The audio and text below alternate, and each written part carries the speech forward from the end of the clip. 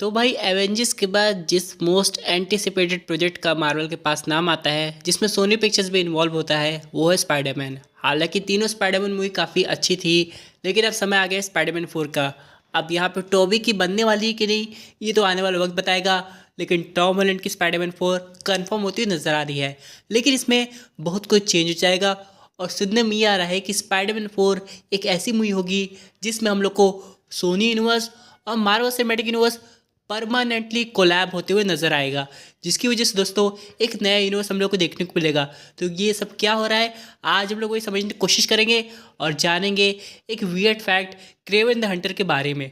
तो दोस्तों complete video को स्टार्ट करने से पहले आप लोग कीजिए वीडियो को लाइक और कमेंट करके बताइए अपने फेवरेट स्पाइडरमैन का नाम, टॉम, टॉबी के एंड्रयू। साथ ही साथ जो लोग मेरे चैनल पर नए मेरे चैनल को सब्सक्राइब करके हमारी कॉमिक बुक टॉक्स फैमिली का हिस्सा बन जाइए। तो दोस्तों हम लोग शुरुआत करते हैं बिल्कुल नई अपडेट से। अब यहाँ पे आप लोग को ये तो पता चल गया होगा कि कुछ दिन पहले टॉम हार्डी ने फैंस को वेनम 3 की अपडेट दे दी थी, लेकिन यहाँ पे ऑडियंस अब भी हैरान है कि वेनम 3 आ गई है लेकिन अभी तक उसमें कोई भी स्पाइडरमैन का इन्वॉल्वमेंट नहीं है। आखिर ये कैसे हो रहा है? Venom, Morbius, Kraven the Hunter, अब मैडम वेब। हालांकि मैडम वेब का जो टीजर ट्रेलर था वो काफ़ी वियर्ड सा था। उसमें स्पाइडरमैन जैसा हम लोग को एक विलन दिखाई दिया था, लेकिन वो स्पाइडरमैन है नहीं बल्कि स्पाइडरमैन से इन्फ्लुएंस्ड है। लेकिन हाँ, ऑल टुगेदर ये जितने भी प्रोजेक्ट्स का मैंने नाम लिया वो सब कनेक्टेड ही हैं। तो यहाँ पे स्पाइडरमैन 4 में ऐसा क्या होने वाला है कि सोनी यूनिवर्स एक साथ हो जाएगा।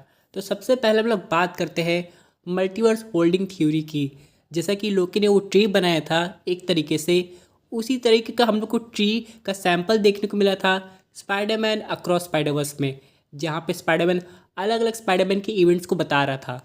लेकिन यहाँ पे एक और इम्पोर्टेंट बात यह है कि इससे मल्टीवर्स का इनकर्जन सॉल्व नहीं होता है, क्योंकि अगर लोकी ने जिस तरीके से ट्री ठीक किया है उस हिसाब से तो डॉक्टर स्ट्रेंज 3 तो बननी ही नहीं चाहिए, क्योंकि वहाँ पे तो अभी भी डॉक्टर स्ट्रेंज क्लिया के साथ निकले हुए हैं इनकर्जन को ठीक करने। क्योंकि दोस्तों स्पाइडरमैन 4 में एक अहम एलिमेंट है जिसका नाम है वेनम का सिम्बियोट, और ये जो सिम्बियोट है वो स्पाइडरमैन के साथ ही भाई पहले बॉन्ड होगा, तभी तो उसके पास जाके वो स्पेशल सिम्बियोटिक स्पाइडरमैन लोगो आएगा, जो कि आगे जाके एडी ब्रॉक के पास भी आ सकता है।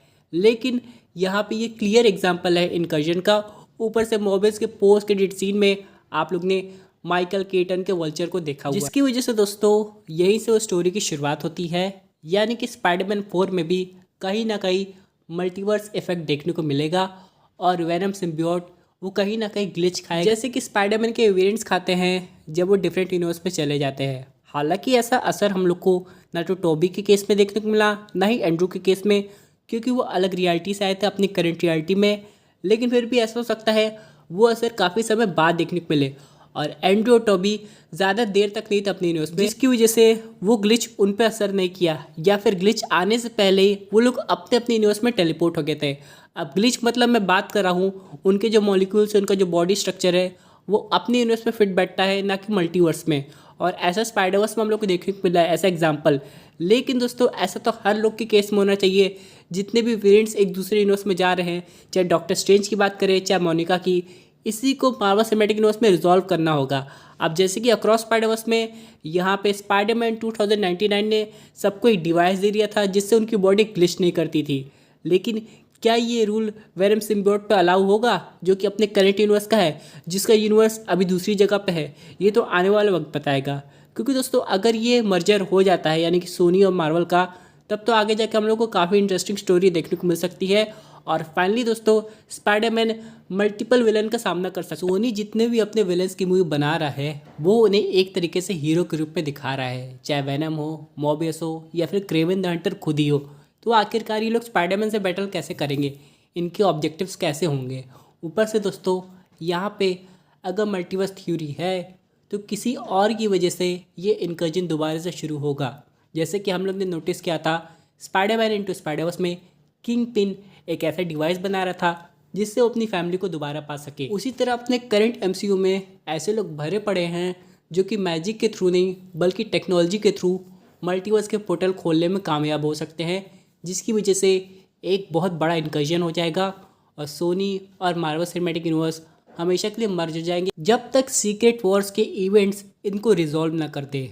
और यही से कहानी और इंटरेस्टिंग हो जाएगी। क्योंकि दोस्तों विलन्स की बात करें कि स्पाइडरमैन 4 में कौन विलन होगा, तो यहाँ पे भी दोस्तों मल्टीपल विलन का कॉन्सेप्ट हो सकता है। क्योंकि नो वे होम के केस में चीज़ें काफ़ी यूनिक हो गई थी। ऑडियंस को तब तक डाउट था जब तक वो लोग थिएटर्स में जाके खुद अपनी आंखों से नहीं देख ली कि ऐसा भी पॉसिबिलिटी होती है मूवीज़ में। लेकिन अब यहाँ पे ऑडियंस उस लेवल पे पहुँच गई है जिनको कुछ और भी अलग यूनिक देखना है। तो ये तभी पॉसिबल होगा जब स्पाइडरमैन मूवी में एक्चुअली में जो अपने यूनिवर्स का दूसरा वेनम है जिस पे वेनम 3 मूवी बनने वाली है, वो आज एक करंट एमसीयू में अपना सब पार्ट लेने, और स्पाइडरमैन उस वेनम सिम्बियोट के साथ प्लस एडी ब्रॉक अपने वेनम सिम्बियोट के साथ बैटल करे, तब ये देखने में काफ़ी इंटरेस्टिंग होगा। क्योंकि दोस्तों अब बात करें स्पाइडरमैन 4 की, तो भले वेनम 3 की फिल्मिंग शुरू हो गई है, लेकिन कहीं ना कहीं से स्पाइडरमैन 4 से कनेक्ट किया जाएगा और आगे जाके इस मूवी को और इंटरेस्टिंग बनाया जाएगा। बात करें कॉमन विलन की, जिसका आने के चांसेस अभी तो नहीं है, लेकिन हाँ अगर वो आएगा तो मज़ा आ जाएगा, जो कि है नल द गॉड ऑफ सिम्बियोट। लेकिन बात करें स्पाइडरमैन 4 में कौन से और करंट विलन हम लोग को देखने को मिल सकते हैं, तो उसमें नाम आ रहा है मिस्टर नेगेटिव का, जो कि इंडायरेक्टली किंग पिन के लिए काम करता होगा। अब चलिए हम लोग बात कर लेते हैं क्रेवन द हंटर के उस फैक्ट के बारे में जिसे मैं आपको बताना चाहता हूँ, जो कि यह है कि अगर आप लोग सर्च करेंगे Kraven the Hunter movie Google पे, तो यहाँ पे लिखा रहेगा 47% लाइक दिस मूवी, यानी कि बाकी 53% को मूवी पसंद नहीं आई रिलीज़ होने से पहले ही। भाई ऐसा क्यों हो रहा है? क्योंकि दोस्तों अभी तक जैसा हम लोग ने ट्रेलर देखा है, ट्रेलर तो काफ़ी ठीक ठाक लगा है, लेकिन ऑडियंस क्रेवन को स्पाइडरमैन के साथ ही देखना चाहती है, चाहे कॉमिक्स पढ़े, चाहे एनिमेटेड टीवी सीरीज पढ़े, चाहे गेम्स की बात करें।